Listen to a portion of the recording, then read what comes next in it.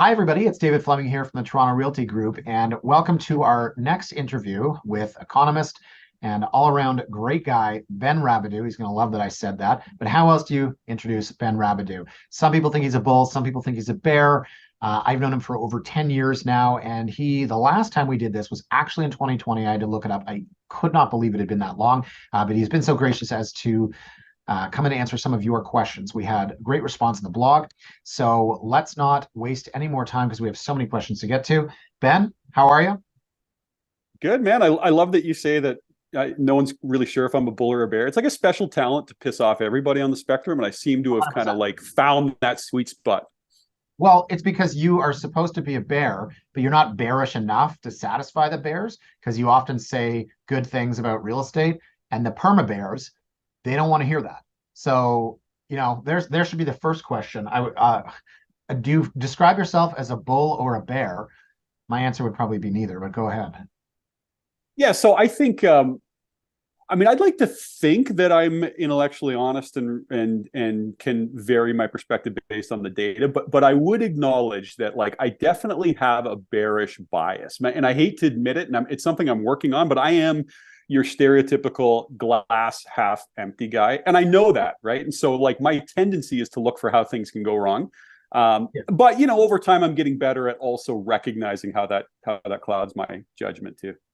Yeah, and I think it's because, and Ben and I have talked over the years, what's happening and what should be happening. So it's like I'll meet Ben for coffee downtown, and he'll be like, "Oh my God, debt is out of control in Canada and unemployment and population, blah, blah, blah.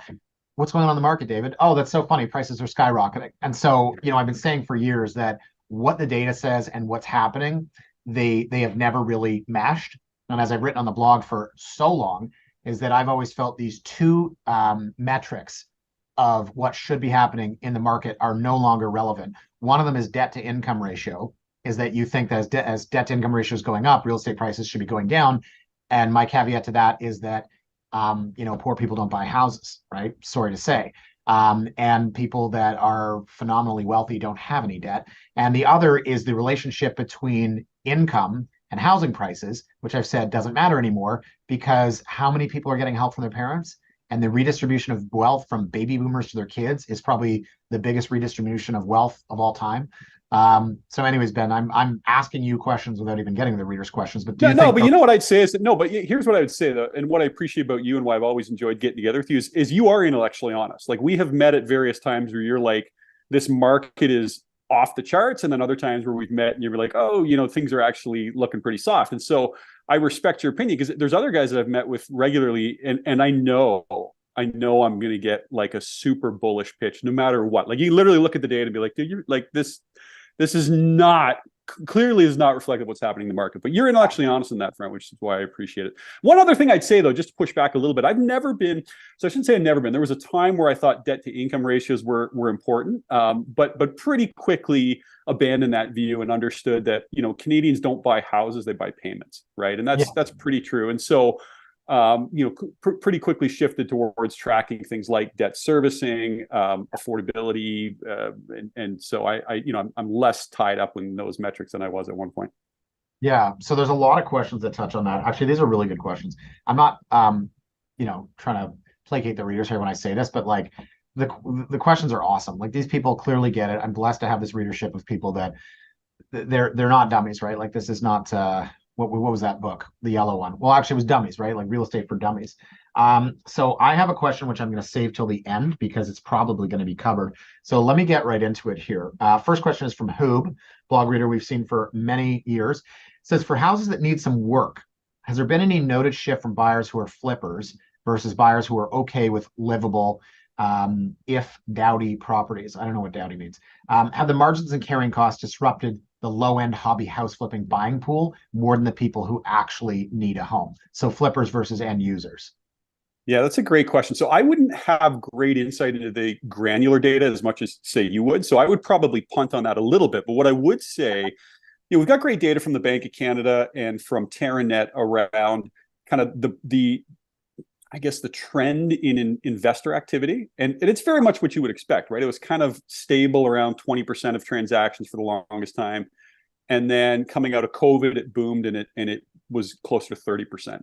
Now, it's really hard to imagine that that's not going to start to roll over. And I think we're starting to see that. I mean, I've got just a really simple index that I track that kind of measures, well, what would your hypothetical carrying cost be if you bought a condo in Toronto? It's just an example, financed at 80% loan to value at prevailing rates, got kind of average rent price.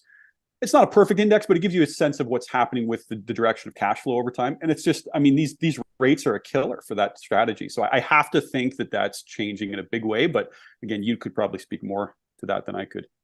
Yeah, I think, basically what he's asking is like, if you've got a house, and so I'll say this interview is going to go up on Wednesday, and I'm making an offer tonight on a house that is essentially land value. And I have clients that, so here's an example. Okay, house is $2 million. There are $6.5 million houses on that street. So this is land value.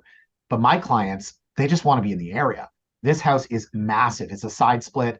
It needs work. It needs 200 grand to make it livable. It could use 400 grand to make it beautiful, but it's a phenomenal house as is. So they're not going to sell it to a builder. A builder is not going to buy this property. It's just not the right time.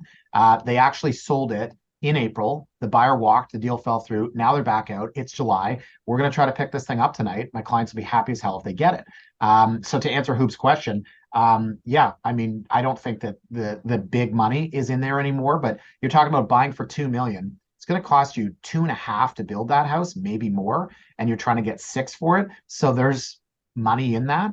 But again, what are you borrowing at right now? Like, what's a construction loan? It's got to be 10, 12%, right? Yeah, exactly. And I think also just the availability of financing has dropped a lot. Or like, yeah, I think that's probably right. But by the way, is that house, are they holding offers on that? They are. So it's an interesting story. They listed it and sold it multiple offers in April. It fell through. Supposed to close in June. Now they've listed it slightly higher. Their expectation is getting the same thing, but they're hanging on to the deposit from the buyer who walked, which they'll get in 3 to 4 years when they're done suing. But I think these guys are going to hold out for every penny they got. And my argument, if I'm the only offer tonight, which I fully expect to be, here's the offer. It expires in 2 hours. So Godspeed if you don't take this offer, because you don't want to be in the market at the end of August, right? Interesting. So this is a very general question. So I saw this from Brad. And I'd love to, how much you want to really give general thoughts. But Brad says general thoughts on Bank of Canada raising the rates in a manner not seen since the 80s. Then he throws in Benjamin Tal hates it. So I'm not asking you to go to war with Ben. Would love your 0.02, which I guess is 2 cents, but he's put in numbers, which I like. So I would love to know as well. I'm sure you can play both sides of this, but I mean, it's nuts, right? Like, it is pretty crazy. Yeah. Oh, it is. So first off, I would say that everyone got this rate hike cycle wrong. The closest was BNS, right? And their economists, to their credit, were projecting like a 2% lift in the overnight rate in 2022 and 23, which everyone at the time was like, "There's no way that's going to be a disaster," right? And here we are. It's more than double that. So nobody saw this coming. What's tricky? So if you read the language of the latest monetary policy report, it's clear that the Bank of Canada, to some extent, is throwing the feds under the bus. Okay, and this is the first time we've seen this. So they actually came out and they said, economic growth, the strength of the economy, much stronger than we expected. And part of the reason for that is, first off, this incredible population boom, which we can discuss, but I would argue is now verging on just outright irresponsible. But we can have that discussion. And that's one thing they flagged. And then the other thing they said is fiscal policy. Right. And so what we're seeing, like, normally at this point in the cycle, you kind of have the federal government and the central banks pulling in the same direction. Right. Which means that, like, the feds are starting to rein back spending, recognizing the economy is running too hot, and the central bank is tightening monetary policy. But right now, you've got Ottawa that's still running pretty sizable deficits, still doing pretty aggressive spending, stimulating an economy while the central bank is trying to rein it in. And so you've got it's like they're in a canoe together, and one's paddling one way and the other's paddling, and they can't figure it out. And so I would say that this is a difficult situation for the Bank of Canada. They have a mandate, right? They have to. I mean, this is their job, is to get inflation down, but they're fighting against the Fed. So, is it irresponsible? I certainly think that they could have taken a pass on the last meeting. I think the data is there. If you look at the latest employment data, there's starting to be signs that things are softening. The inflation trend is certainly moving in the right direction. they could have easily taken a pass this last meeting. I think that they had kind of backed themselves into a corner by coming off the sidelines in June. And everyone said, well, if they come off the sidelines, it's not going to be for one hike, but it could have been, right? So I think that, look, I would say, I think they're probably done. I think, the early signs are that the economy is softening quicker than people think. We'll see. So that would be my base case. But that said, I would put myself in the very large group of people who have underappreciated and underestimated this rate hike cycle for what that's worth. Well, I appreciate you. I don't want to make it too political. I think it's been known that my political beliefs, at least, they divided into, social and fiscal. I mean, I'm a fiscal conservative. I always have been. I never understood the government's spending. I mean, I understand it from a standpoint. I've written this on my blog before.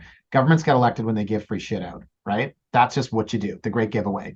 Now, most people don't understand economics, so they don't understand that if you continue to give stuff, you have to pay for it somewhere. And then it comes into keeping a large deficit or finding new sources of revenue, which usually means tax people to death.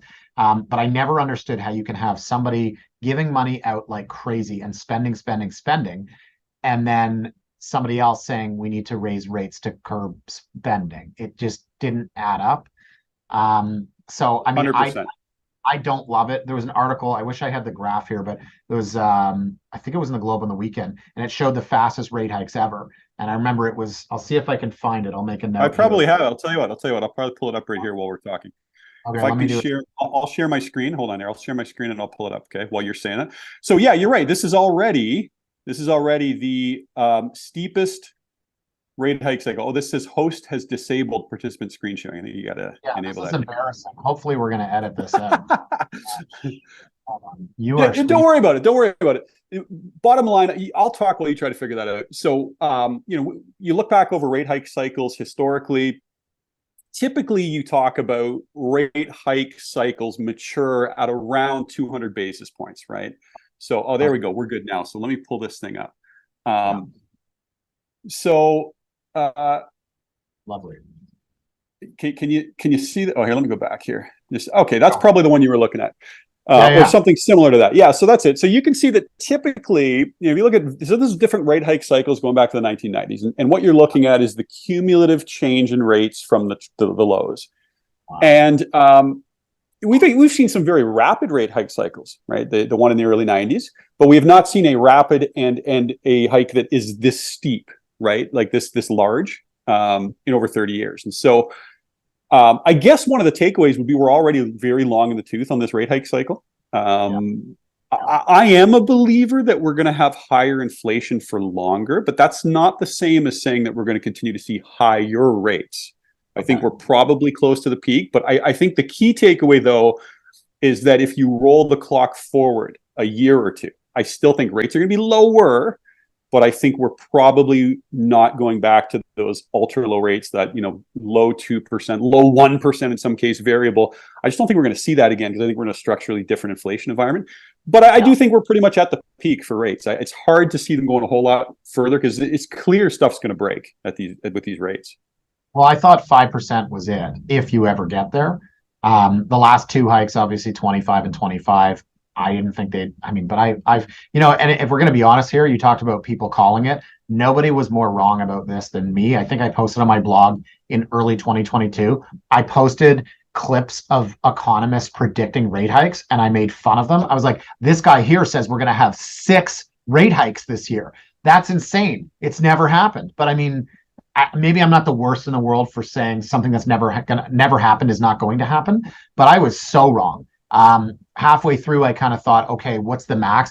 5%. I can't ever see it getting higher. We're at 5% now. But, it's funny because the people that saw these 1.49% 5-year fix, those people will get to experience that as well as the greatest increase in rates ever. So they'll have 2 stories to tell, which if you're being honest, it really evens out and they shouldn't. Right. Well, that's an interesting story. And I think that kind of leads into a question that I saw one of your readers had asked about, like, why arrears are so darn low. Because I think if we're being honest, if you had told me a year ago that mortgage rates would be into the 5s right now, I would have said, this is a smoking ruin, right? The housing market would be a disaster. And it's really not at all. And we can talk about why that is. But But at least as it relates, well, actually, why don't we go back and talk about that? Because one of the interesting things, let me go back. Since we got the slide up, let's talk about this a little bit. To me, the big story in Canada is not around the demand side. Okay. Home sales, actually, let me back up one more. Home sales basically have bounced about 23% off the lows. And that's exactly what I was expecting. So I said to my clients, once you get some stability from the Bank of Canada, you're going to see people come off the sidelines who are still well qualified. You'll see sales bounce 20 to 30%. It's bounced about 25%. Now with this recent rate hike, I think we're going to see sales pull back about 10% through the summer. So again, this is all adjusted for seasonality. So that's not unexpected. To me, the bigger story is this, just that new listings, supply coming to market is so damn low. And part of that is, I think, just people don't want to be kind of seen as a fool and selling in this temporary downturn, because we've kind of become accustomed in Canada that every housing downturn is 6 to 12 months, and then it rips right back to the highs, and only the suckers sell. And so there's kind of that psychology baked in, but there's also the reality that we have some prospective sellers that are trapped, right? It's like you got a 2.5% mortgage that's not portable. You want to downsize. Well, you're going to downsize and take a 5.5% mortgage? Like, that doesn't make any sense, right? So it's kind of frozen the market. And that to me is the big story. And so when you combine both the supply and the demand side, you end up with a chart that looks like this. So the blue line is sale to new listings ratio. And so even though sales are not great, this measure of supply and demand is still pointing to a very robust market. Now, this does not capture the June data. So June data pulled down a little bit, but still, I mean, we're talking about sale to new listings ratio north of 60%, which is a very robust market, and I would suggest is not being reflected in pricing activity. My expectation is that we'll see at least a couple more months of positive price momentum. When you properly measure prices, so adjusted for seasonality, looking at adjusting for composition. And then I don't know, if we see new listings normalize and sales come off a bit, maybe we'll see the market soften, but it's hard to get super bearish yet. And this is really why. And this is the big trend in Canada, which is this is active listings across the country. And this is true in almost any metro you look at. This is adjusted for normal seasonality. Okay. So we know that there's a lot fewer homes for sale in December than May. You adjust for that, you look across the country. Normally, you go back a decade, we averaged at any point in time 200 to 250,000 homes for sale. Starting in 2020, really 2019, it started to plunge, got as low as 100,000, bounced a little once rates started to rise, but then rolled back over. And we're still only like 120,000 homes for sale. That's adjusted for seasonality. That's half of what it should be. So in other words, we can double supply from here and still only be back to quote unquote normal levels. So, when you talk about why is housing holding up so firm, I think this dynamic accounts for some of it. Certainly the excess savings that were accumulated throughout the pandemic helped a lot. These rate hikes have not yet fully been felt. And then also the structure of mortgages in Canada protect to some extent, these static payment variables and various measures from the banks to kind of cushion the blow. All of that conspires to keep, a kind of an illusion of consumers treading water. That said, there's no question that arrears are going to go up. Okay, so right now, mortgage arrears nationally, you're talking 15 basis points, still basically at all-time lows.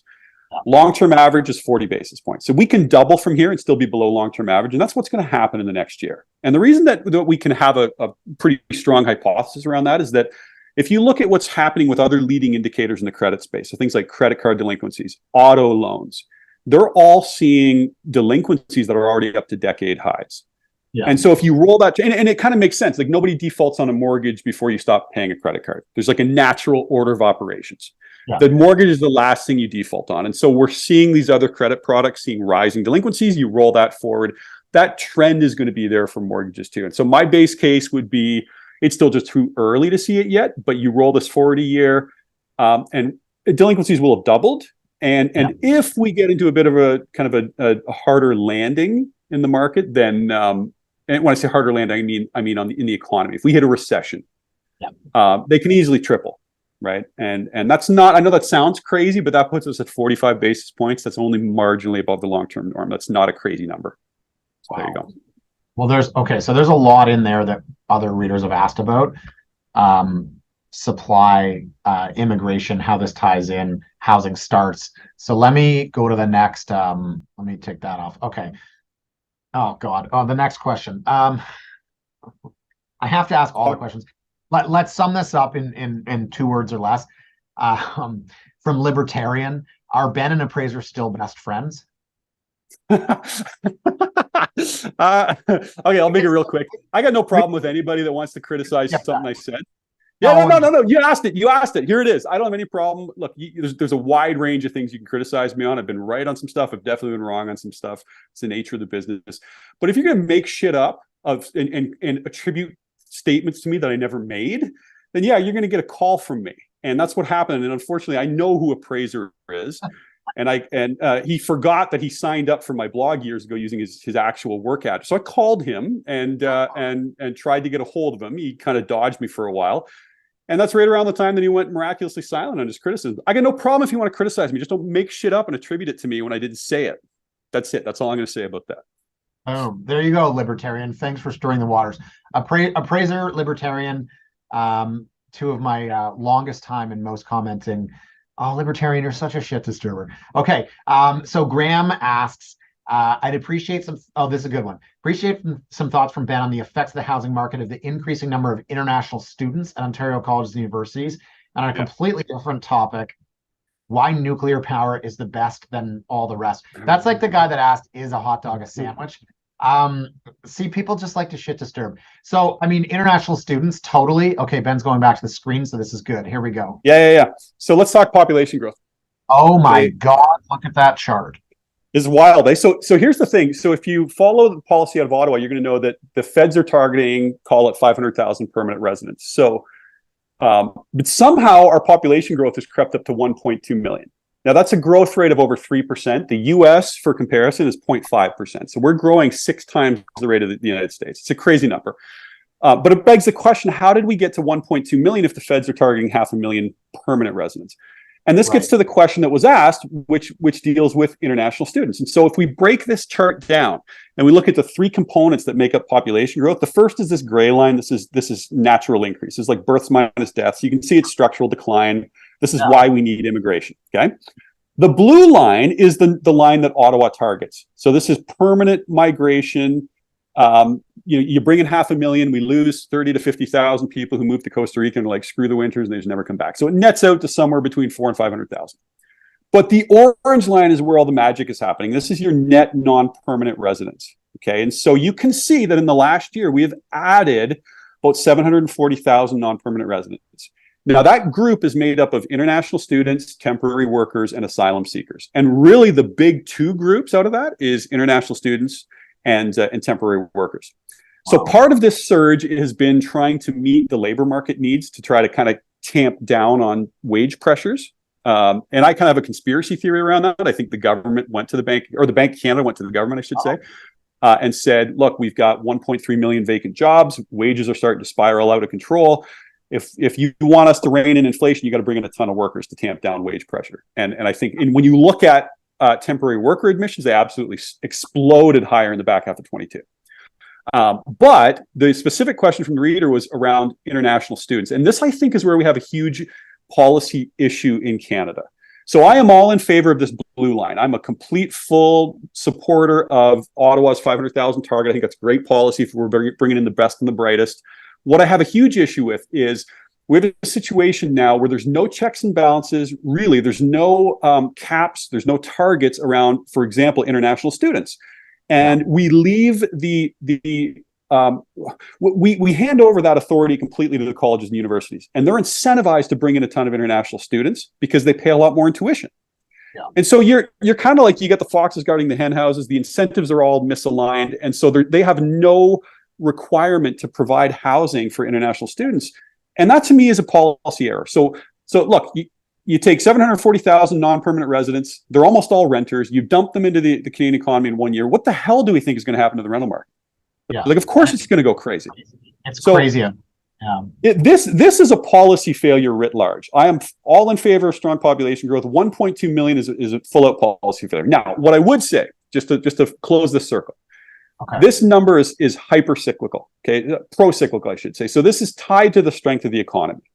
This line goes up when the economy is very strong, and it goes back to its long-term trend when the economy softens. It makes sense. We need a lot fewer temporary workers, as an example. You roll this forward for a year, we'll stop adding 700,000. We'll probably go back to adding 100,000 on a year-over-year basis, and the growth rate will drop, and that will drop population growth back down to probably 700,000 at this point next year, which is still a monster number, but is not 1.2 million.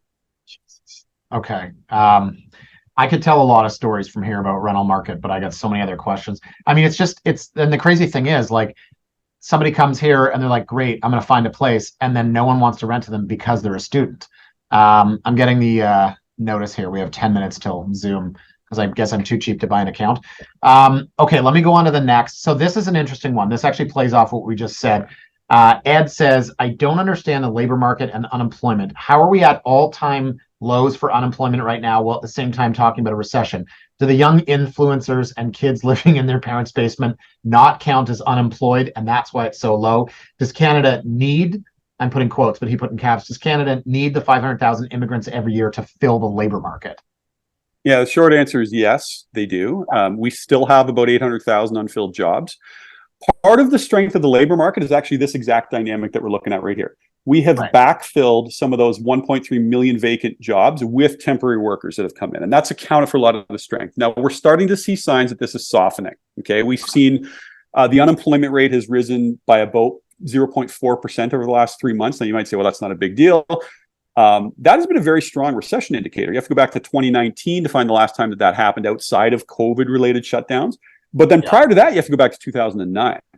Yeah. So there's signs that the underlying labor market is softening a little bit, or at least another way to say it is that job growth is no longer keeping up with this massive population growth. And so we're creating more unemployed by bringing in so many people. Okay. And if I remember the definition of unemployment from university, you have to be seeking a job. So if somebody has just decided I'm not going to work, they don't count as unemployed. And if somebody says, that they're an influencer and they're, doing dances on TikTok or whatever, they don't count as unemployed. Well, if they've got it, that gets into tricky. They'd probably be classified as self-employed in that case. But to your point, if, for example, let's say that you kind of quasi-retired after COVID, you're like, well, I'm 60, stock market's gone up, I don't really want to chance COVID, I think I'm done. And you're no longer working, but you're still in that kind of working age cohort. If you're not looking for work, you're outside of the labor force, and you would not be captured in the unemployed or anything like that.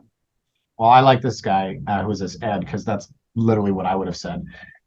Okay, on to affordability. Marina, another one of the regular readers, says, what's a reasonable way out of the affordability crisis? If prices are not falling with the rate increases and new builds are just as expensive and we can't build fast enough, what happens next? So in short, we're all fucked. Her second question, how big do you think the recession will be? So she's clearly thinking that's not even will there be a recession, and where will house prices be last summer? So first question is about affordability. I have my theory is that Toronto is going to be Gotham City in a few years, and then about potentially a recession. Yeah. So look, the affordability thing, a huge issue. So we're at affordability levels that have not been this stressed since the early 1990s. An easy way to look at it is if you just calculate, okay, take the benchmark house price, what would your monthly mortgage payment be if you finance that house at 80% loan to value at prevailing rates? And this is what it looks like. And it's gone up 12% or almost $400 in the last 4 months alone. So a new buyer trying to buy into this market, their monthly mortgage payment would be $400 higher than it was just 4 months ago to buy in. So look, sometimes it's really simple. Like sometimes the housing market stuff is really complicated. Sometimes it's really simple. I think right now it's really simple. This is just not a workable number. So, we can talk about supply and demand, and over the longer term, those absolutely matter. In the near term, I just think it's really hard to overcome this sort of deterioration of affordability, which is why I think we're going to see it vented through lower sales for at least through the summer.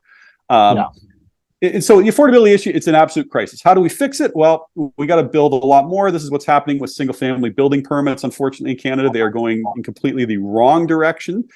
We can talk a lot about why that might be. There is no silver bullet here, but it's going to be a combination of kind of stick and carrot approaches. Ultimately, you have to get the municipalities out of the way. You've got to get the NIMBYs out of the way. And we've got to incentivize just a ton of new building. And I hate to say it because it's not politically correct, we need to be really thoughtful about our immigration targeting, because there are externalities around having a very robust immigration system if we're not going to build enough to house everybody.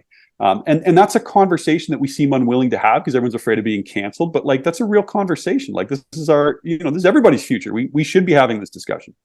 Yeah, and I'm glad you brought that up. The NIMBYs, I mean, like, I drive through, my area, and people have signs on their lawns that are like, protect the greenbelt, Doug Ford, keep your promise. So I get it. But for somebody who's living in a $3 million house in Davisville Village to put a sign up that says, don't build on the greenbelt, easy for you to say you're in your house. Now, I understand there's other lands. I get the greenbelt argument, but that's a form of NIMBYism I cannot understand. And then you get the people in Leaside who I took to task, and I'm born and raised in Leaside. I worked Leaside area, and I wrote blogs about it. They're trying to block these towers that are 100 meters from the subway. And it's like, guys, why do we spend billions of dollars on infrastructure like a subway, and we can't have density near there? Like, the NIMBYism is out of control. The municipality's been blocking everything. I don't know what Olivia Chow's going to do. Topic for another day. But this chart right here, honestly, like, whoever's watching this right now, this is a scary time. Like, these charts, these numbers, these conversations. Marina's asking about affordability.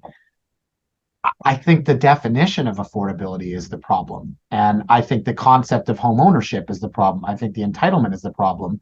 But maybe topic for another day. Well, I think as you kind of think about this, like, I think that the next year, possibly 2 years, could be a challenging time, just as kind of Canadians digest this era of higher rates. And I do think rates are going to be higher than we've been used to. I think they're going to be, they're going to start trending down, I think, next year, but they're not going back to ultra low rates.